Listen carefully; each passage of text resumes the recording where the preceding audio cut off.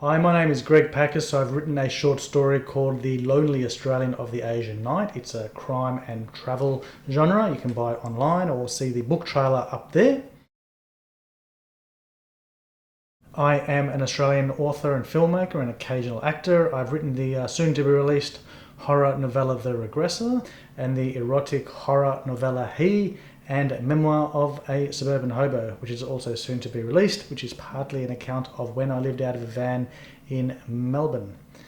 I'm originally from a film background. I'm the writer and director of the feature films The Garth Method and The Joe Manifesto.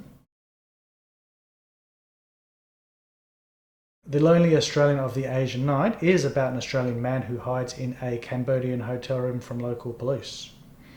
I can hear you asking, I've done a bit of hitchhiking in my past, and in 2014 I was hitchhiking from Perth to Margaret River, and I had the idea of a crime travel story where a hitchhiker, perhaps a tourist, steals from other tourists. I was thinking about the idea in the context of overseas because I was heading to India and Nepal in a couple of weeks from then. In most Asian countries, you have to be on the lookout for your belongings, more perhaps from locals, and I thought it would be an interesting idea if the threat came from another Western tourist. And having stayed at places like hostels where belongings are out in the open, iPads, laptops on charge during the day when no one is consistently in the room, I thought how this travelling thieving character could, somehow take advantage of this. And I thought my story could also provide because the central character, Paul, he's on the run from Australian and international police for his crimes and isn't having the paradise type holiday, bamboo huts and cocktails on the beach, etc. And if he could, he probably wouldn't, because he and a lot of Western people don't like Asia because they think it's dirty or many of the other things that aspects of Asia that we might be familiar with. And there's probably also the culture shock. In Western countries, we live in a culture where individuality is somewhat valued, and in Asia, it could be said that the opposite is true.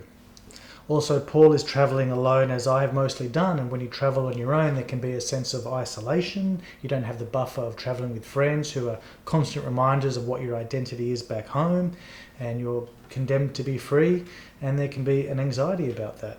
So I thought it'd be interesting to have a character who is travelling in Asia but doesn't want to be.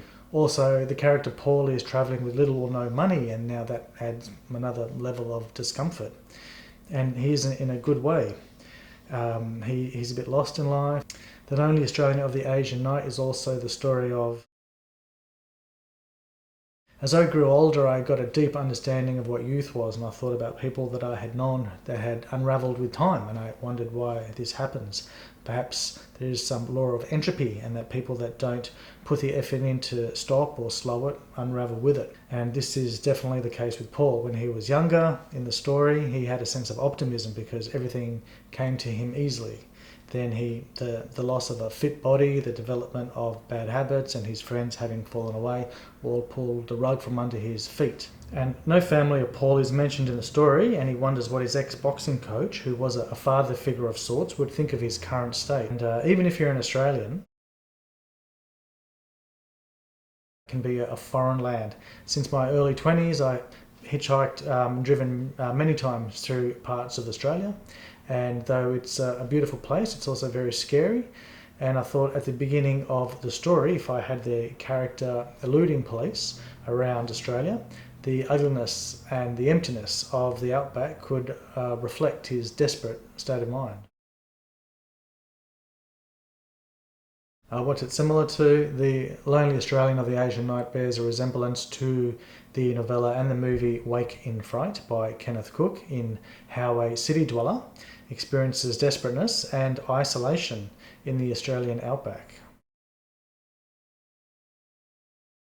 When did I write it? 2016, 2017, over the course of a year. In terms of travel writers, I'd say Jack Kerouac, George Orwell and Paul Theroux, to name a few.